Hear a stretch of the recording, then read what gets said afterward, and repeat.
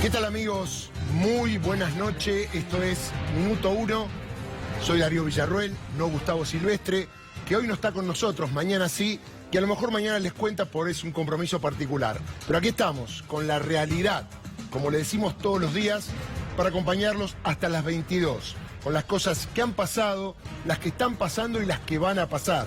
Porque en un ratito vamos a estar en el Congreso de la Nación, con nuestro móvil, hablando obviamente de el presupuesto del ajuste, el presupuesto del hambre, el presupuesto de lo que se viene de la mano de la dirección del Fondo Monetario Internacional. Pero antes de ese tema, pasó algo muy importante hoy y muy fuerte. Tiene que ver con la política y la justicia. Los aprietes del presidente Mauricio Macri. Recuerden ustedes el caso Moyano, el pedido de detención del fiscal Escalera, la presión mediática de muchos colegas anunciando su inminente detención y presionando al juez para que resuelva en consecuencia. El juez Luis Carsoglio, recuerdan ustedes, dio una conferencia de prensa y aclaró que había recibido presiones, que no había elementos en la causa para detener a Pablo Moyano, y esto generó un gran revuelo. Es más, lo denunciaron al juez ante la Procuraduría de la Provincia de Buenos Aires por tener una falta disciplinaria. Y hoy lo citaron. ¿Y qué hizo Luis Carsoglio? Ratificó todos sus dichos respecto a esa persecución, a esos aprietes. Pero agregó un bombazo, como decimos los periodistas. Señaló a dos miembros de la AFI que lo fueron a ver para decirles que el presidente Mauricio Macri estaba interesado en la causa de Pablo Moyano. ¿Cómo lo debe entender uno? ¿Interesado que se haga justicia o interesado que se lo detenga? También hay WhatsApp después de contacto de Luis Carsoglio, el juez de garantías de Avellaneda, con esas personas. Eso será en el devenir del programa. Pero lo más importante quizás tiene que ver con la causa de Cristina Fernández de Kirchner, la causa de mal llamada Ruta del Dinero K, porque no hay ningún K. En esta causa está Lázaro Báez, que está en un juicio oral en el Tribunal Oral número 4. Sin embargo, insisten con Cristina Fernández. Dicen que ella es la dueña de la fortuna de Báez y que él es un testaferro.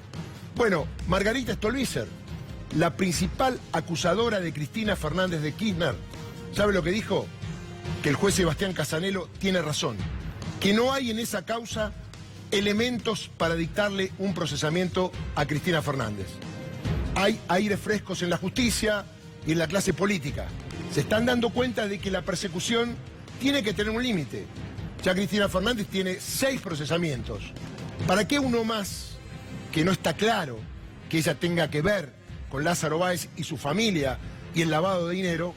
Es para empiojar, es para perseguir, es para hacer tapa de los diarios y generar incertidumbre, porque se viene un año electoral. Y esta es la historia. ¿Será candidata Cristina Fernández? No obstante, por las dudas, se preparan desde los medios para atacarla, para pedir su procesamiento, que lo tiene que resolver el camarista Martín Irursun. Y en un ratito le vamos a contar porque Laura Alonso, la imputada titular de la Oficina Anticorrupción, apeló la falta de mérito de Cristina Fernández de Kirchner.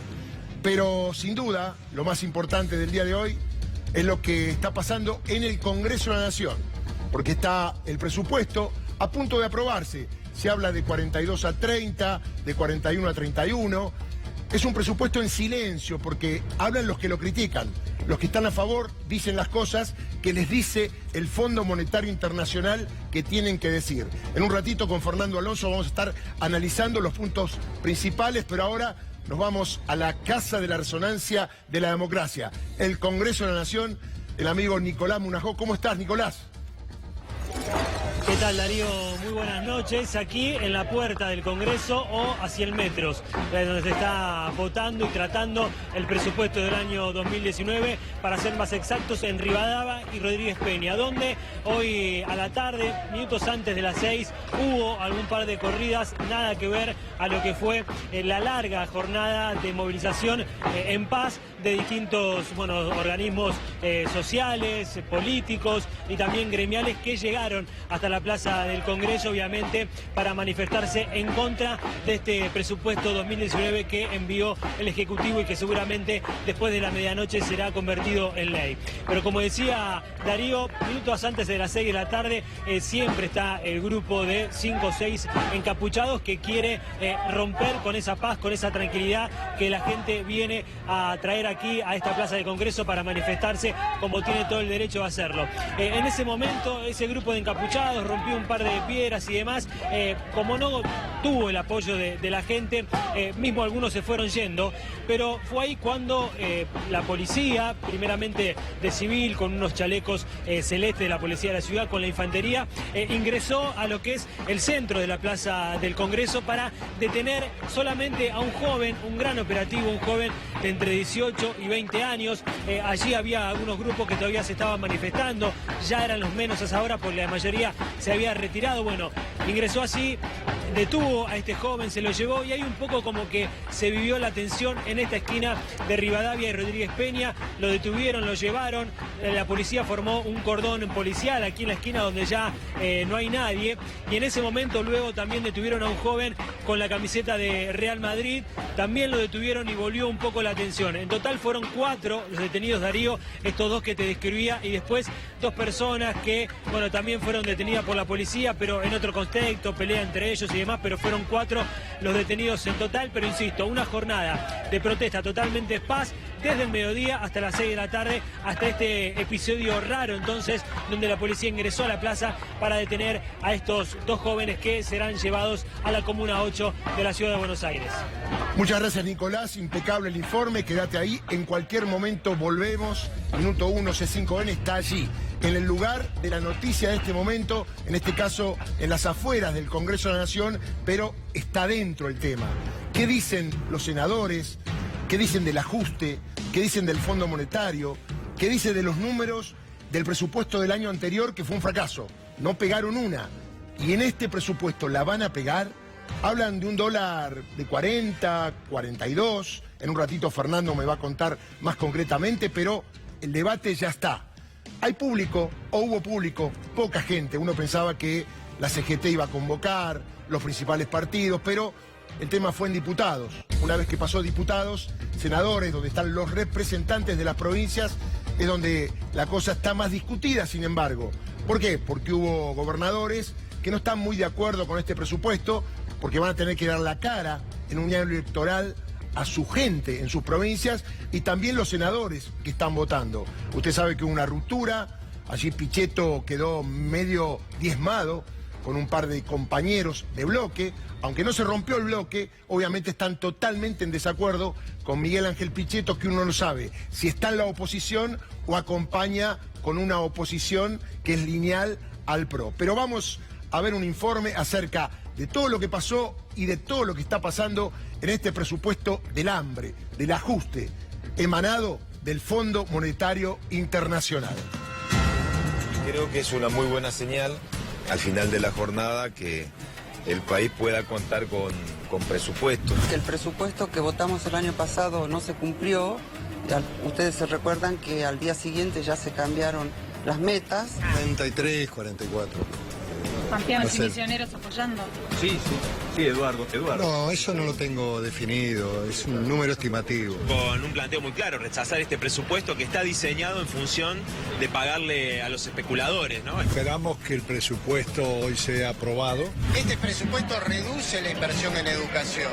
Yo les quiero preguntar a aquellos compañeros peronistas que todavía piensan acompañar este presupuesto, que me cuenten en dónde encontraron reflejados en este presupuesto las 3 bases de nuestra doctrina justicialista. Un presupuesto austero, un presupuesto que viene de la mano de ordenar las cuentas públicas, que a veces les cuesta mucho cuando se habla de ordenar las cuentas públicas. Realmente me entristece tener que estar hoy acá debatiendo un presupuesto que de argentino y popular no tiene absolutamente nada. Que no voy a votar este presupuesto, porque este presupuesto significa avalar el acuerdo con el Fondo Monetario Internacional. No sigamos solo la lógica de la mente, la lógica de los números, sino aproximémonos a la realidad que vive nuestro pueblo, una realidad muy dura.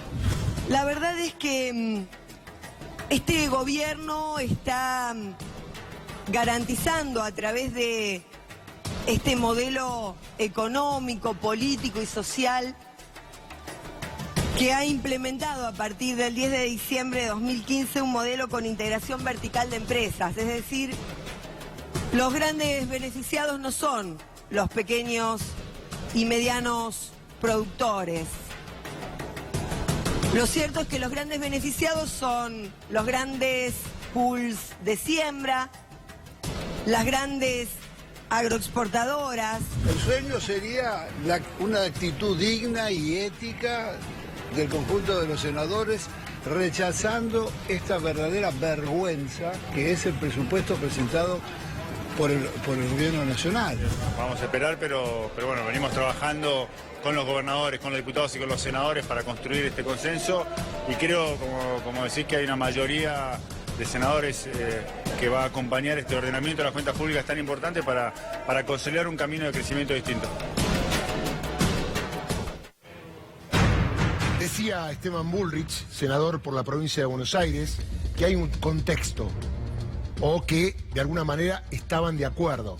Pero claro, están de acuerdo para cerrar un presupuesto, no para decir que ese presupuesto es bueno.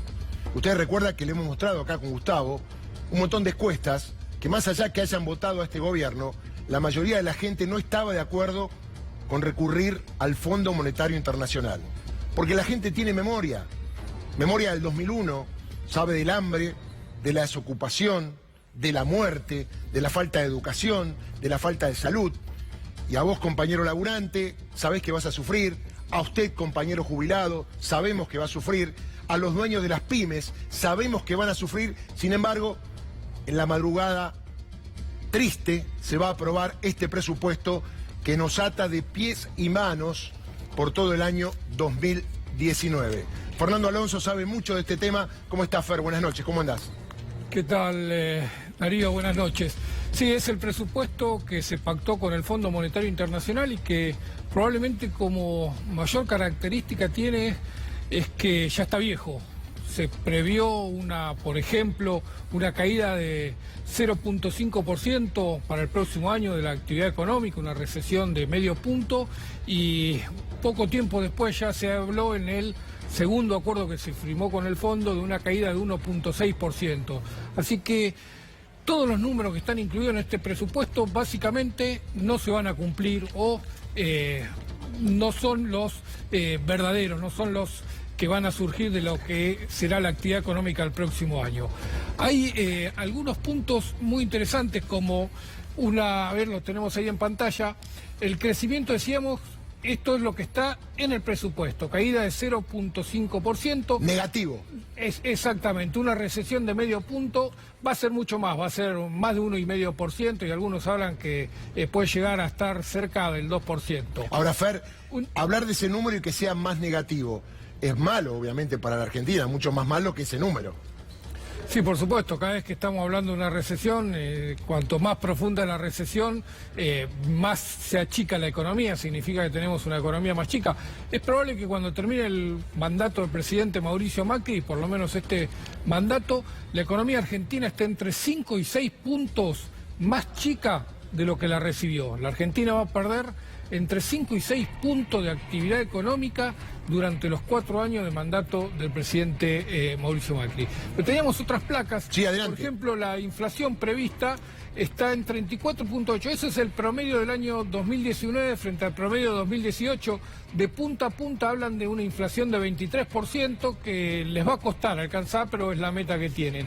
Creo que el dato de la inversión con la caída de casi 10% es lo más significativo, es lo que refleja verdaderamente qué tiene el presupuesto del próximo año. Un presupuesto que va a ser totalmente de achique. Ahí la inversión 9.7% abajo, el consumo 1.9% abajo.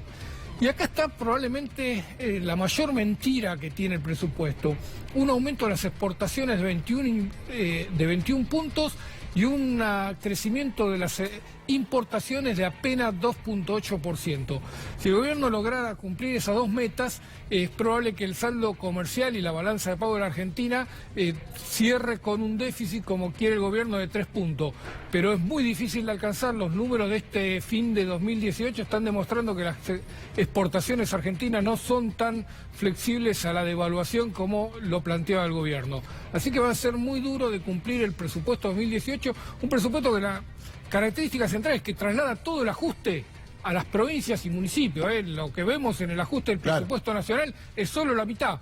La otra mitad se la traslada a las provincias y a los municipios sin los recursos que corresponden, por lo tanto ahí también van a ser necesarios ajustes para poder alcanzar todas las metas. Ahora, Fer, veíamos en el último ítem de las placas el dólar para el año que viene, 40 pesos, nada más. El dólar 40.1% es el promedio que se saca de enero a diciembre, el valor que se fija. Hoy tenés el dólar en 37 pesos. Cuando se pensó este presupuesto, el dólar ya estaba arriba de 40, así que es difícil ponerle un valor hoy al dólar. Va a depender mucho de qué tanto éxito tenga el gobierno con el carry trade, ¿no?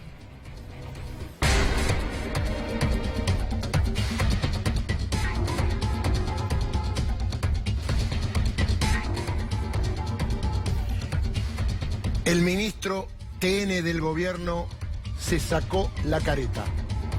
Muy suelto de cuerpo, dijo que este ajuste es durísimo.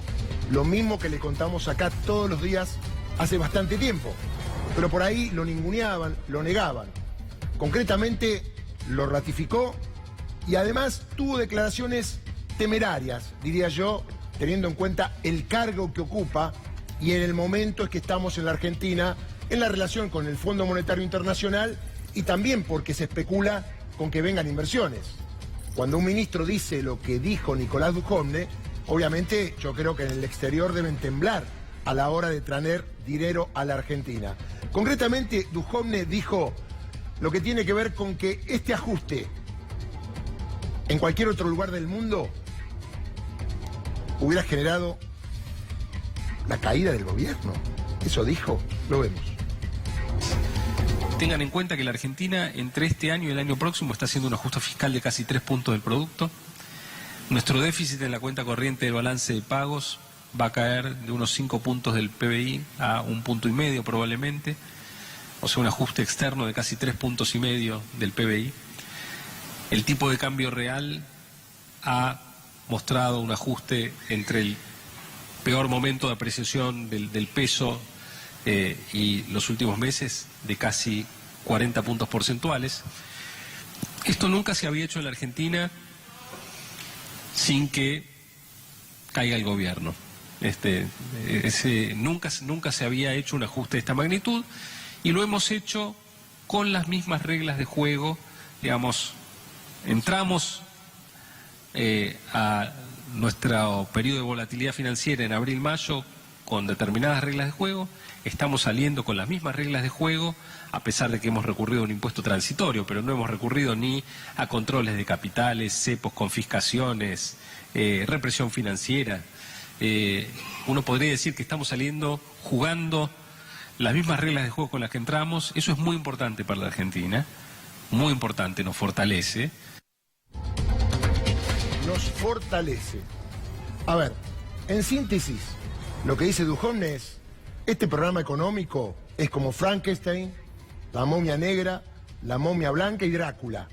Le metimos todo junto y el gobierno no cayó. Vamos bien.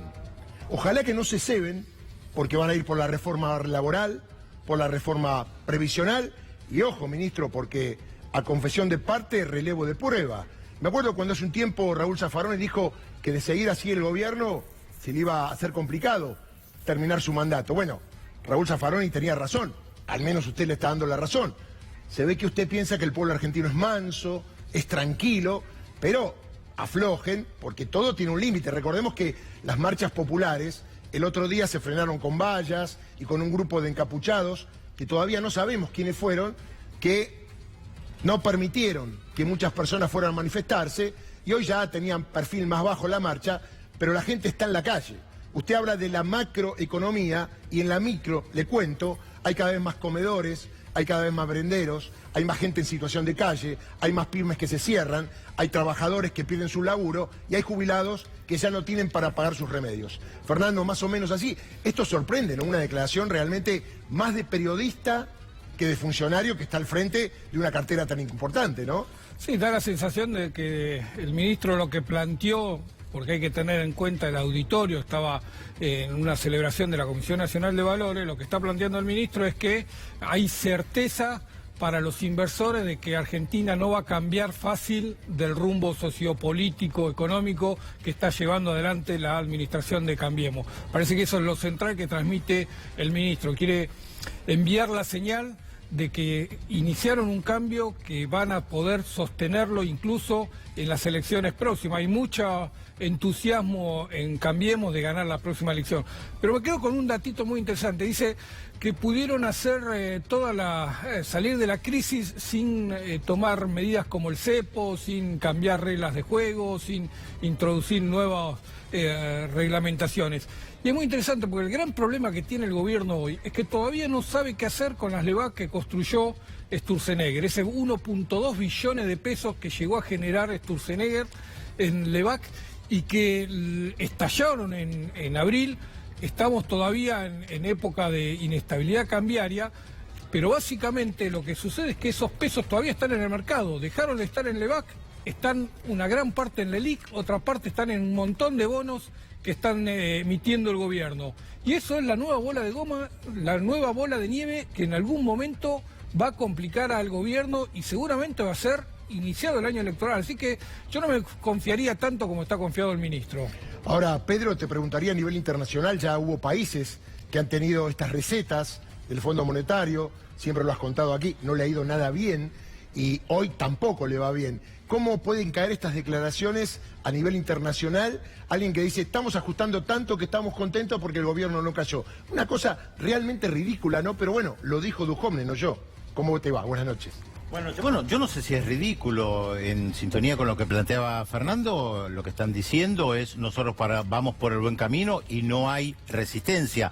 Esta semana el Fondo Monetario Internacional estuvo ajustando muy fuerte los planes en Túnez, por ejemplo. Este nuevo Fondo Monetario Internacional que alguna vez dijo el ministro de Hacienda que repite las viejas recetas de antaño y planteaba de manera muy interesante frente a las huelgas y los pedidos de los centrales sindicales en Túnez que lograron hacer retroceder al gobierno, claramente el Fondo Monetario Internacional le dijo al gobierno de Túnez, ojito con aumentar los salarios en el sector público, de ninguna manera se les ocurra hacer esto. Y creo que lo que ustedes estaban marcando antes, Darío, Fernando, es esta tensión que siempre existe entre aquellos que tienen la capacidad para imponer políticas de ajuste y aquellos que del otro lado tratan de resistir la política de ajuste y empujar para evitar que la política de ajuste prosperen. Lo que está diciendo el gobierno es que por ahora, hasta hoy,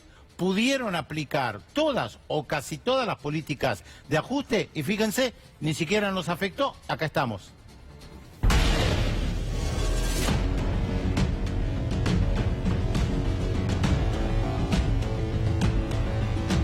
Un verdadero escándalo ya con nombre y apellido, con un juez, en este caso de Avellaneda, el juez de garantías Luis Garzoglio, que fue acusado por Contegram, el procurador de la provincia de Buenos Aires, porque no le gustó que Garzoglio no resuelva la detención de Pablo Moyano en la famosa causa de la asociación ilícita de la Barra Brava de Independiente, donde aparentemente hay algunas escuchas de un contacto de un barra, obviamente con Pablo Moyano, a quien le decían salvaje, y a partir de eso generó una presión mediática, mucho más mediática que jurídica, porque en muchos programas de colegas se titulaba "Mañana detienen a Pablo Moyano". Elisa Carrió lo dijo en un programa de televisión con Mirta Legrand: Moyano va preso. Esto fue hace 15, 20 días, y sin embargo no fue preso, porque Luis Garzoglio consideró que no había que detenerlo, porque no había elementos de prueba para considerarlo integrante a Pablo Moyano de una asociación ilícita. El juez es imparcial en un 100%, no se ha dejado llevar por las presiones de las partes a las cuales voy a aludir, porque es necesario acá desenmascarar algunas actitudes, ni tampoco se dejó presionar por la campaña de prensa especialmente llevada a cabo por el grupo Clarín La Nación. Lo que ha dado a publicidad, en principio la parte dispositiva, confirmo el trascendido que se se difundió a través de Twitter o las redes, en cuanto a que no he hecho lugar a la orden de detención pedida por el señor agente fiscal Escalera. Los fundamentos de la decisión están en la resolución que ahora voy a distribuir. En cuanto a la filtración de la resolución, adjudico la filtración de esa información al personal de la Fiscalía General de Cámaras de Loma de Zamora, que se llevó de acá el expediente. Apenas retirado el expediente de acá del juzgado, a los 20 minutos ya estaba en las redes la resolución. Mi cónyuge, mi señora, hoy recibió 2 llamados telefónicos a las 11:10 y 11:20 de la mañana amenazándola de muerte. A ella. ¿Te recuerda? Esto lo decía cuando era tema, tapa preparada de los medios, Pablo Moyano detenido. ¿Por alguna cuestión de corrupción, algo vinculado al manejo del sindicato? No, era por un tema de barras bravas. Recordemos que Pablo Moyano es vicepresidente de Independiente y Pablo Bebote, que aparentemente es un arrepentido, una vez que llegó la nueva dirigencia con Hugo y Pablo, fue raleado de la institución.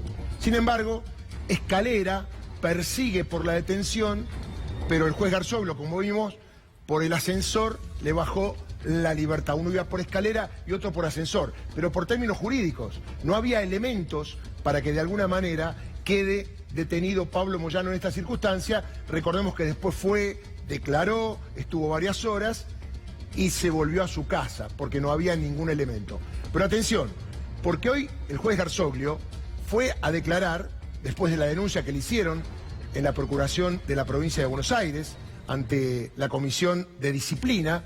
¿Por qué? Dijeron que prejuzgó y que ratificase o no ratificase sus dichos que acabamos de ver. Bueno, fue Luis Garzoglio y ratificó todo lo que dijo y acabamos de ver. Pero además, atención con esto, está con nosotros el doctor Silvestroni y después le voy a preguntar, porque es algo muy grave.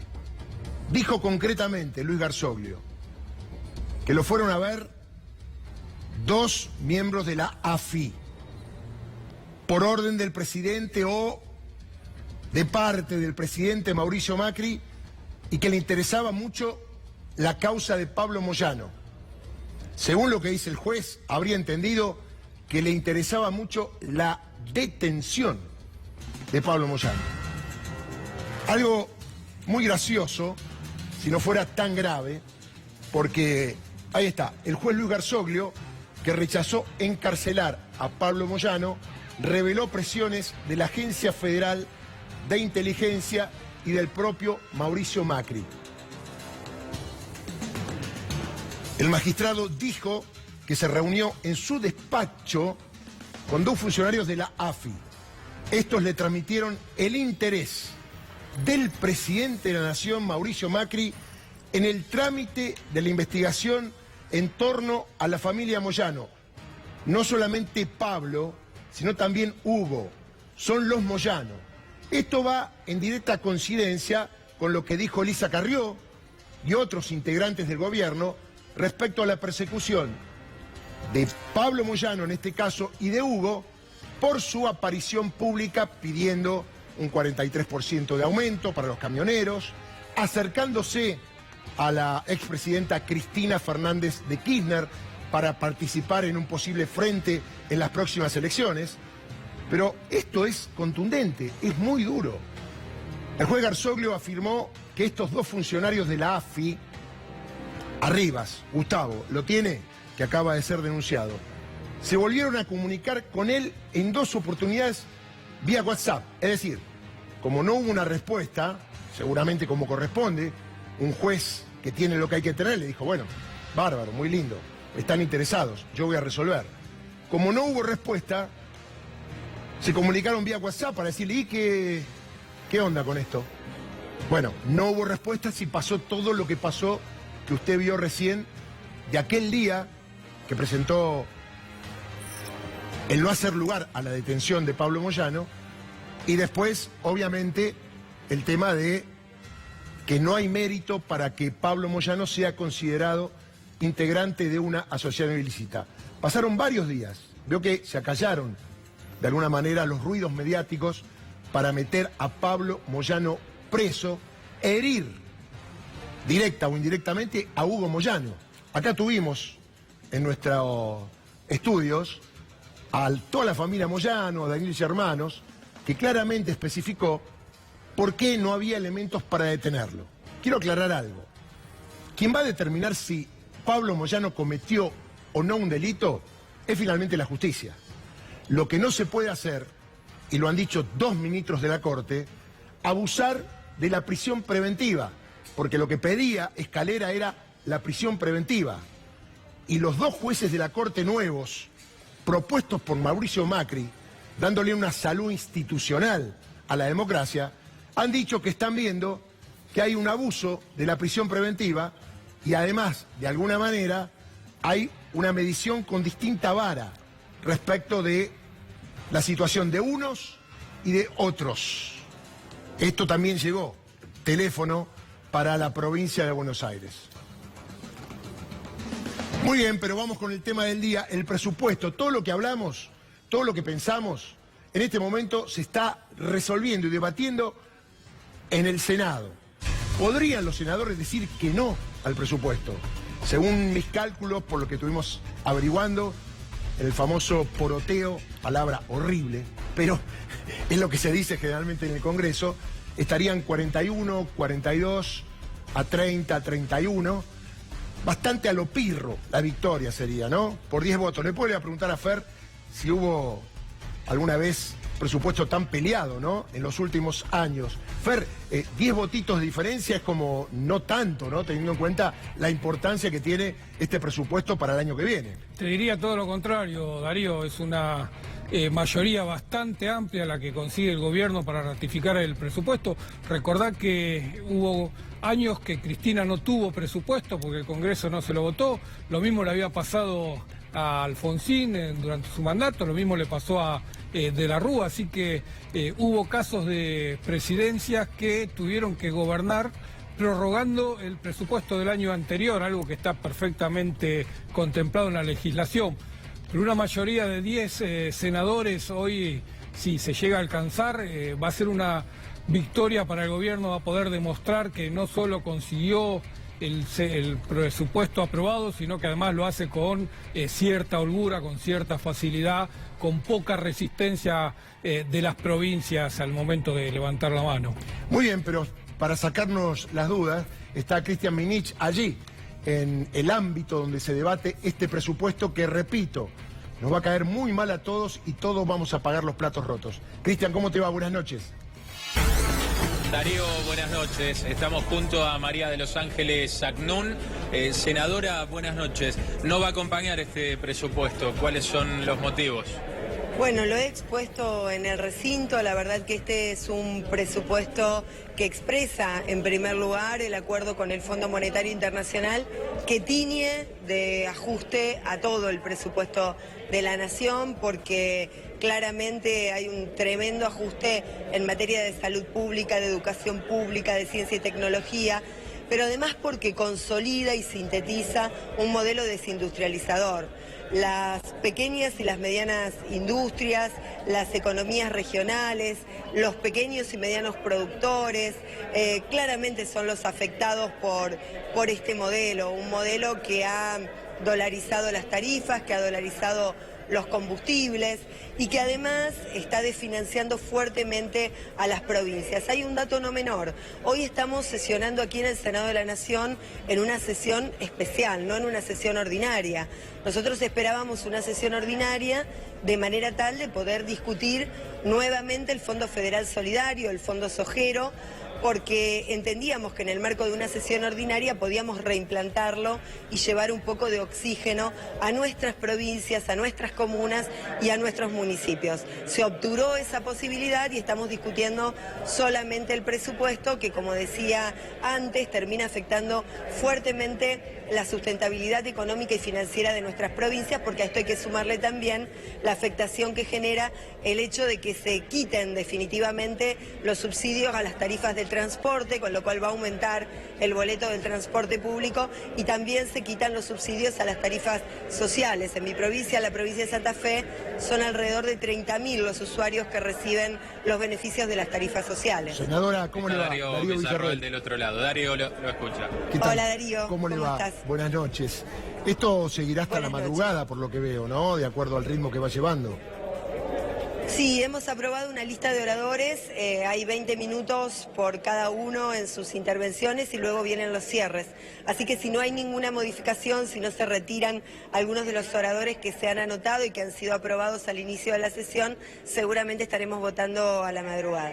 La última de mi parte, si yo no supiera nada de lo que dijeron los senadores del oficialismo para aprobar este presupuesto, ¿hay algo bueno de lo que dijeron que decir, bueno, por esto lo podemos aprobar, o es todo desastroso como parece? No, la verdad es que son argumentos absolutamente endebles, que faltan a la verdad en su gran mayoría. Yo hoy lo escuchaba al senador Bullrich hablando de la verdad y lo cierto es que me preguntaba cuál es el concepto de la verdad que debe tener el senador Bullrich. Este es un presupuesto absolutamente mentiroso en cuanto a las pautas que introduce.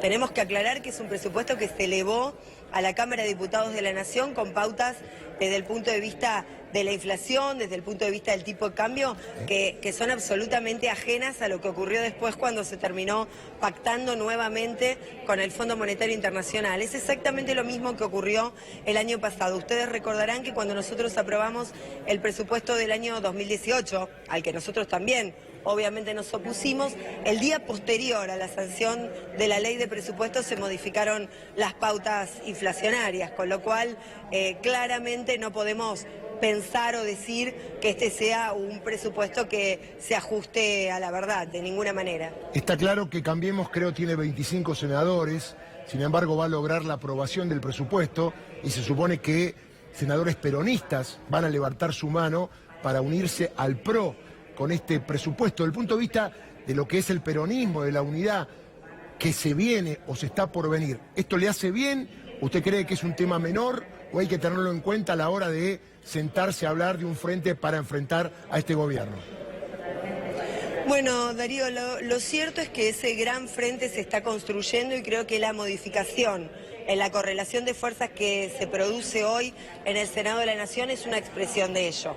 En el día de ayer, no te olvides que leyes trascendentales como la de la reforma previsional o la de pago a los fondos buitres obtuvo mayorías mucho más importantes que en este Senado de la Nación.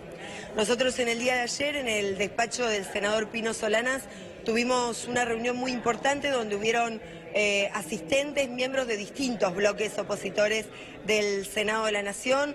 Estuvimos presentes nosotros desde el Frente para la Victoria, Partido Justicialista. Estuvo presente también el propio gobernador de la provincia de San Luis, Alberto Rodríguez Sá. Estuvieron presentes también miembros del bloque Argentina Federal.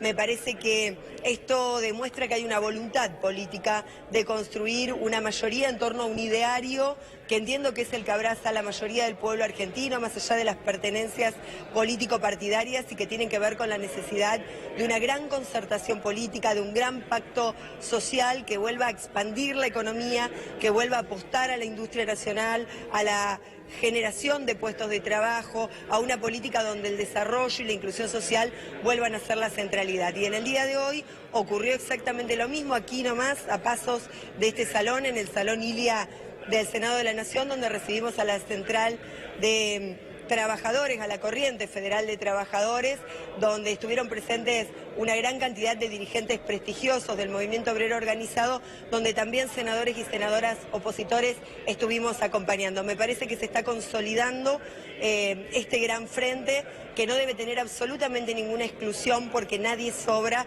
y que hay una cuestión de primer orden a superar, que es la necesidad de poner en marcha un modelo de desarrollo con inclusión social y retomar nuevamente la senda del empleo en la República Argentina. Muchas gracias, senadora. La dejamos ir a trabajar. Buenas noches. Gracias, buenas noches. Gracias, Cristian. En un ratito volvemos con todo lo que está pasando, y todo tiene que ver con todo en la actualidad, porque volvemos a la causa de la foto de los cuadernos. Aunque a algunos colegas les molesta esta calificación, ese es el origen de la causa. Y está plasmado así en el expediente, porque no están los originales de los cuadernos, más allá que después Centeno haya declarado lo que declaró. Técnicamente y formalmente no están los cuadernos. Es más, Centeno dijo que los quemó en un asado. Forma parte del expediente. Y además, medio que primero dijo una cosa, estando detenido, y después dijo otra. A lo mejor le valió después que lo dejen en libertad y sea un imputado colaborador. Pero hay un dato. ¿Usted recuerda que hace bastante tiempo declararon Paolo Roca, que se presentó antes ante Bonadío, porque apareció en los cuadernos, porque tenía que viajar? Declaró, negó todo, dijo que él nunca pagó ningún soborno, ninguna coima, y ahí está. Y el otro fue Marcelo Midling. ¿Lo tiene? El hombre que le compró a Angelo Calcaterra gran parte de sus negocios. Bueno, Marcelo Midling declaró, también negó, y obviamente se fue a su casa. ¿Por qué todavía este señor que estamos viendo, que tiene esos bolsos en las manos, Claudio Bonadío, no resolvió la situación procesal de ambos? ¿Y por qué, como debió haber pasado con todos los demás, se hayan arrepentido o no dejarlos en libertad una vez que los capturó? Porque en este caso los citó como corresponde, los hizo venir. Es la doble vara que hay en la justicia. Pero nosotros se lo contamos hace tiempo, ¿no? Gustavo tiene la gentileza de darme la posibilidad de hablar día a día, foja a foja, de lo que dice el expediente de las fotos de los cuadernos. Y esto está muy bueno porque usted en su casa entiende de lo que le informamos, no operamos, no le tiramos títulos, no queremos que nadie vaya preso. Somos apenas humildes periodistas, en mi caso, con conocimientos jurídicos. Esos son los dos hombres en pugna. Ahí está. Fueron, declararon, ahí está. Y se fueron a su casa. Claudio Bonadío parece que tiene mucho laburo y todavía no pudo resolver si le dicta una falta de mérito, un procesamiento o una prisión preventiva. No, porque no se arrepintieron y negaron. Pero ¿cómo es si ellos negaron, se fueron a su casa, y otros que negaron haber recibido coima hoy están detenidos? Pero les decía que hay otros colegas, un colega del diario La Nación, el mismo lugar donde nació la información respecto de la reunión de Carlos Stornelli con un periodista de La Nación que le dijo llevarlo al juzgado de Bonadío, que ahí vamos a empezar la causa. Así como le digo, así está el expediente. Se llama Forum Shopping. Busquemos un juez amigo que nos pueda dar bola. Bueno, fueron a Bonadío, fueron a Stornelli, fue el colega, y sin embargo, Pañi, un prestigioso periodista desde el punto de vista de la repercusión que tiene, escribe La Nación, tiene un programa de televisión, de ahí salió Duhovne. Imagínese. Esto decía el otro día. causa sobre los cuadernos. Una causa que se va complicando un poco. ¿Por qué? Primero porque tanto el juez Bonadío como los fiscales, Stornelli y Rívolo, no terminan de conseguir todas las pruebas necesarias para que sea contundente la condena y la imputación. La mayor cantidad de datos que hay en la causa provienen de autoincriminaciones de gente que se vio en los cuadernos de Centeno y dijo, sí, eso es verdad.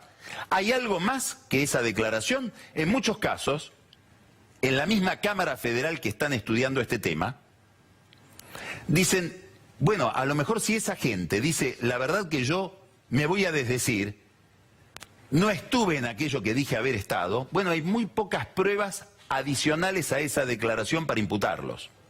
Segundo problema, central, el problema más importante de todos, ¿dónde está la plata? ¿Dónde está la plata? Gran problema. Me acuerdo que cuando estudiaba nos enseñaron a el cuerpo del delito, que en realidad uno cree que si es un homicidio es el cuerpo de la víctima, o si es un tema económico es el dinero. El cuerpo del delito son todos los elementos materiales e inmateriales de lo que el delito se compone. Un montón de cuestiones, pero lo más importante no está. Y estamos con el doctor Mariano Silvestroni, que tiene mucho que ver con esta causa. Tiene a alguien detenido, ha planteado un montón de veces la excarcelación, le dijeron que no. Y qué cosa, ¿no? Porque es primo de los camaristas que están mejor dicho, es primo de un camarista, el doctor Llorens, que está en esa misma sala que tiene que resolver, que está excusado y que sus colegas le dicen que no a esa libertad. Si corresponde está bien, pero primero, ¿qué opina de lo que dijo Pani? Un poco lo que piensa usted, ¿no? Más o menos. Sí, usted hablaba del cuerpo del delito, a dónde fue a parar la plata.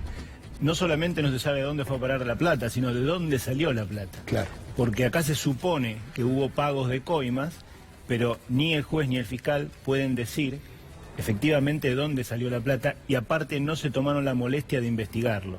Porque para investigar ese punto deberían meterse en la contabilidad de las empresas, claro, deberían meterse en el análisis de cada una de las licitaciones, de las contrataciones, y eso significa trabajar. Y a los jueces y a los fiscales no siempre les gusta trabajar. Y en este caso es mucho más fácil guiarse por lo que dice una novela escrita por alguien que dice que la quemó, que primero dijo que la tenía. Es más, es muy curioso, si ustedes leen el auto de procesamiento van a ver que la declaración de Centeno que Bonadío toma como la madre de todas las pruebas es la declaración en la que dice que los cuadernos existían y que los tenía escondidos en una casa. Tal cual. O sea, la principal declaración de Centeno que valora a Bonadío es una declaración en donde Centeno está mintiendo, porque después declaró que había incinerado los cuadernos. Claro, hubo un allanamiento en el medio. Fue Carlos Stornelli después de esa declaración y no encontró nada. En el medio hubo un allanamiento y no se encontró nada. Habría que ver si esta destrucción de los cuadernos fue algo casual o si fue algo buscado, ¿no?, por quienes impulsan esta causa para que nunca puedan ser peritados. Porque una pericia sobre los cuadernos permitirían establecer, por ejemplo, si fueron escritos en las fechas que señalan, o si fueron escritos todos de una vez, o si hubo agregados, etcétera. Esto no puede establecerse porque no se cuenta con los originales. Ahora, doctor, incluso ni siquiera es una fotocopia de un papel que uno puede notar una edición, es una fotocopia, es una impresión de una foto, con lo cual si pasó por un Photoshop tampoco se puede dar uno de cuenta. Es una prueba sumamente irregular, sumamente irregular. Yo escucho que se dice en la televisión, supuestos especialistas que dicen, no, esto no importa, que se haya perdido esa prueba no importa porque esto es un indicio que luego permite recolectar otras pruebas. Esto no es así. Esa es una prueba fundamental, porque si hubo una manipulación de esa prueba, eso es una prueba de descargo, eso demuestra que toda la causa es falsa. Y además, ¿cuál es esa otra prueba que hay en ausencia de los cuadernos que se quemaron? Esa otra prueba que hay es la confesión de gente que está siendo extorsionada por los operadores judiciales para que se declaren culpables. Y no solo eso, para que digan que lo que dicen esas fotos es verdad. Entonces, no es que apareció una prueba independiente que corrobora lo que dice esta prueba que se perdió. No apareció ninguna prueba independiente. Eso es la declaración de personas que han sido presionadas para declararse culpables. Y eso no es prueba de absolutamente nada. Ahora, doctor, el domingo no se sorprendió con la tapa de La Nación que decía causa de los cuadernos. La Cámara Federal va a confirmar la mayoría de los procesamientos y prisiones preventivas, cuando todavía tengo entendido que recién el viernes o en estos días están terminando de presentar los informes los acusados. Hasta donde nosotros tenemos conocimiento, los informes ya se presentaron todos. Hoy se le venció a la Cámara el plazo de 5 días hábiles que tiene para resolver. Y es curioso que no solamente dicen cuál va a ser el contenido de la resolución, que no tengo dudas que va a ser así, porque si lo dice La Nación, seguramente deben Ahora tener no van a emprolijar nada, porque no lo van a ayudar un poquito a Bonadío, porque medio que la causa es bastante Lo que pasa es enclenque. que la Cámara no tiene mucho margen de acción. Ustedes hablaban recién lo que le ocurrió a un juez de provincia que resolvió en contra de lo que quería el Poder Ejecutivo. Imagínense lo que le pasaría a estos 2 jueces de Cámara si llegan a resolver conforme a derecho en contra de lo que quieren los medios hegemónicos, cierto grupo del oficialismo. Imagínense lo que les podría pasar, sobre todo teniendo en cuenta que son 2 jueces que fueron designados a dedo por el presidente de la Nación sin que se cumpliera con el procedimiento que establece la Constitución Nacional. No tienen acuerdo del Senado.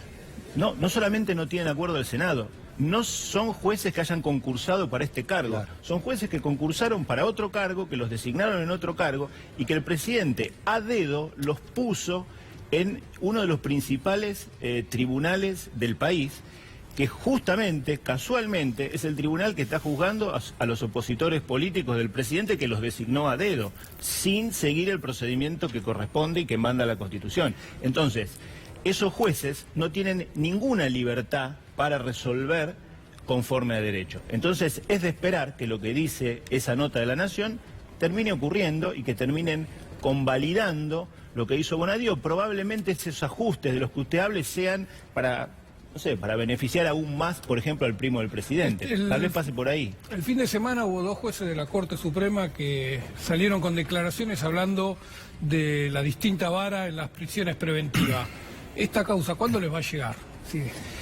Es muy difícil de saber. Mire, la Cámara de Casación en este momento acaba de rechazar algunas de las excarcelaciones. La Cámara de Casación, ¿no? Ya pasamos primera instancia, segunda instancia, Cámara de Casación las rechazó por unas cuestiones formales. Y esto lo hace porque la Cámara de Casación tampoco quiere meterse. Acá nadie quiere meterse a resolver, porque el día que aparezca un juez sensato, honesto, con honestidad intelectual, que diga voy a resolver conforme a derecho, tiene que anular toda la causa, porque esto es un mamarracho judicial. Recordemos, doctor, que están detenidos y dicen que no es un gravamen irreparable. Recordemos que en otros casos los dueños de este canal estaban libres. No era necesidad que lo trate la Cámara de Casación. La Cámara se metió, revocó el fallo de la Cámara Federal y los detuvo. Algo que es mucho más grave de que ahora, por ejemplo, resolviesen la libertad de los acusados. Acá nadie se quiere meter porque todos los jueces tienen miedo. Entonces la Cámara de Casación dice, mejor esperemos a ver qué es lo que hace la Cámara Federal. La Cámara Federal no tiene ninguna independencia para resolver. Lo más probable es que diga que esto vaya al Tribunal Oral. El Tribunal Oral, cuando tenga que decidir, va a estar totalmente condicionado, porque ¿quién puede resolver con imparcialidad después de toda la invasión mediática que hubo respecto de esta causa? Y lo peor de todo, yo estoy defendiendo a una persona respecto de la cual no hay ni una sola prueba de cargo. Hay 4 menciones tangenciales de hechos que la persona que supuestamente escribió esas anotaciones no presenció, no vio, no escuchó, o sea, hechos de los que no fue testigo. Y esas 4 menciones son imposibles de refutar. ¿Cómo hago yo? Mi cliente me dice, dicen que yo estuve en tal departamento. Yo no conozco ese lugar. Dicen que yo estuve en tal hotel. Yo nunca estuve en ese hotel. ¿Cómo hago para probar que esto no es cierto? La palabra de uno con la palabra de otro. Ni siquiera la palabra de uno. ¿Por qué? Ni siquiera la palabra de uno, porque Centeno no declaró. A Centeno no le preguntaron por eso. Es lo que estaba escrito. Es lo que supuestamente estaba escrito en una prueba que fue destruida. Entonces ni siquiera es la palabra de uno contra la palabra de otro. Es inaudito que haya gente presa con esta precariedad probatoria Y mucho más inaudito es que no podamos acudir ante un tribunal imparcial para que corrija esto. ¿Cuándo podemos llegar a la Corte? Y probablemente el año que viene, porque primero tenemos que pasar por casación. Nosotros ahora estaríamos en condiciones de presentar un recurso extraordinario por el rechazo de las excarcelaciones. Pero me imagino que la casación se va a tomar todo el tiempo del mundo para que la causa llegue el año que viene recién a la Corte. Y después habrá que ver si la Corte abre los recursos, etcétera. Igual Rosati dijo... Estamos esperando, ¿no? Les dio un mensaje, que esto llegue acá para revisar la situación. Se supone que un tribunal constitucional como es la Corte, la Casación también es un tribunal constitucional y tiene la obligación de entender en estos casos, pero la Casación se está lavando las manos, como creo que se van a lavar las manos también los camaristas federales. Pero si tenemos una Corte medianamente razonable, debería poner coto a las arbitrariedades que se están cometiendo. No sé qué va a pasar, no sé qué va a pasar. Espero que sea así. Gracias, doctor Silvestre. Gracias a ustedes. Nos vamos al mundo. Panorama internacional, está Pedro. ¿Qué están pasando en el mundo? Porque hay más que cuadernos, que fotocopia de cuadernos. Hay un montón de... Sin embargo, lo escuchaba el doctor y estaba pensando en Lula da Silva. El departamento no es mío, nunca lo visité, no hay papeles, está preso. Tiene íntima convicción el doctor Tiene Moro. íntima Tanto es así que no es parte del gobierno. Vos fijate lo importante que es esto, que Lula preso fue lo que llevó, entre otros motivos por supuesto, al triunfo de Jair Bolsonaro en las elecciones presidenciales de Brasil. Lula hoy declaró ante el Poder Judicial, no ante la justicia, Darío. Perfecto. Pero vayamos a otro Salió tema. de la cárcel, aunque sea un ratito. Sí, un ratito, no es muy alentador el panorama para el expresidente Lula da Silva. Vayamos a la frontera México-Estados Unidos, vayamos a Tijuana, podemos escuchar siempre a Manu Chao, por supuesto, unas imágenes muy duras y uno se pregunta qué quiere hacer esa gente que se sube a esa valla mirando lo que hay del otro lado, la tierra prometida. Hay un balcón que desde ahí se toman estas imágenes que ustedes están viendo ahora, que permite ver cómo la gente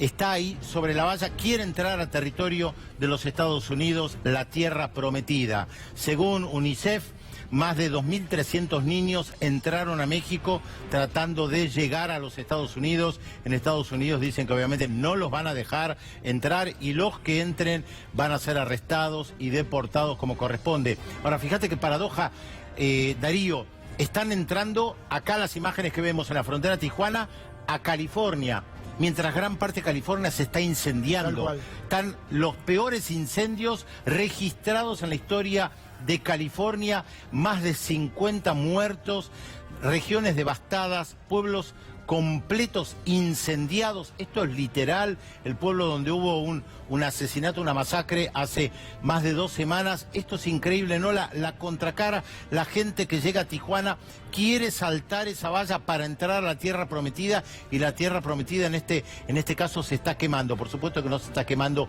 toda la tierra prometida, una parte nada más de California, pero las imágenes, según lo que dice el gobernador Jerry Brown, son impresionantes y algunas realmente ni siquiera dan para mostrarlas en televisión, Darío. Gracias, Pedro. Muy bien, en un ratito seguimos con el presupuesto en el Senado de la Nación. Tenemos otros móviles, pero atención, el tema Pharmacity está en la Corte Suprema de Justicia. Está con nosotros María Isabel Reynoso, que es del Colegio de Farmacéuticos de la provincia de Buenos Aires. Y bueno, están pasando cosas. Hoy hubo una audiencia, obviamente quieren que la Corte dé vuelta todo lo que hasta ahora viene, como diciendo Pharmacity, en la provincia no. Esperemos que no resuelva el doctor Ahorro. Volvemos.